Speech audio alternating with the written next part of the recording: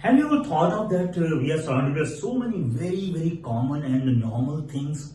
What do we call them in English? What are the words used for them? Yes, for every common thing, every normal thing, there is a very unique and a rare word. And this is a list of the words which is associated with such common things and their names. And this video is titled, They Have Names. Yes, of course, they have names. And the first word, which is related with a phrase or a word, which by mistake we replace with another phrase or word. Like for example, we say the feeble position, but actually we want to say the fetal position. Like we want to say that for all intents and purposes, but people say for all intensive purposes. So replacement of all intents and purposes with all intensive purposes, or the fetal position replaced with the feeble position. Such a situation, such a word or phrase is called in English a corner. A corner is a word or a phrase that is generally by mistake replaced by another word or phrase. Now, second one. Have you ever thought of what do we call the space which is between your eyebrows and above your nose? This empty space of skin. This is called glabella. Glabella. So glabella is an empty space between your eyebrows and above your skin. Now this one is very interesting.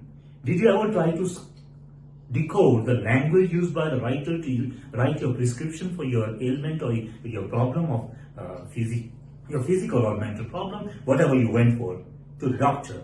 So doctor scribbled something. It is quite illegible and it cannot be decoded by an ordinary person except by the chemist or by the pharmacists or even the doctors themselves. So this unscribbled, this very difficult to be read or illegible handwriting has a word, and that is called griffonage. So griffonage is doctor's awfully unreadable and illegible handwriting or scribble. Or next word is now. If you look at a flock of crows or ravens, they're going together. Can you think of a word for it? What do we call a flock of ravens in a flock flowing together or flying together? And this is called unkindness. It has nothing to do with cruelty. Its simple meaning is a collective noun for a group of ravens or crows. Unkindness. Next is, in your eye, when a small granule of sand goes in, then it gets red in the corner. But there is a natural red corner, pinkish red corner, which is protruded or a little swelled, and that corner of the eye, it is called caruncle. Caruncle is that small pinkish red inner corner of your eye. Caruncle. This situation comes in life, in many people's life, many times, and they face this situation, and that is when you wake up in the morning but you don't want to come out of bed. So this feeling of not coming out of your bed in the morning, there is a word for it, and that's called dysania. Dysania is a state of feeling when it is hard to get out of your bed in the morning. You feel like you would like to sleep more, and that is dysania. Did you ever try to find out what do we call the end of your shoelace? That plastic covering which covers the end of your shoelace, what is the word for it? That's called aglet. Aglet is the plastic covering on the end of your shoelace to make it comfortable and convenient to pass through the holes of your shoe. And the next is this space between index finger and your thumb.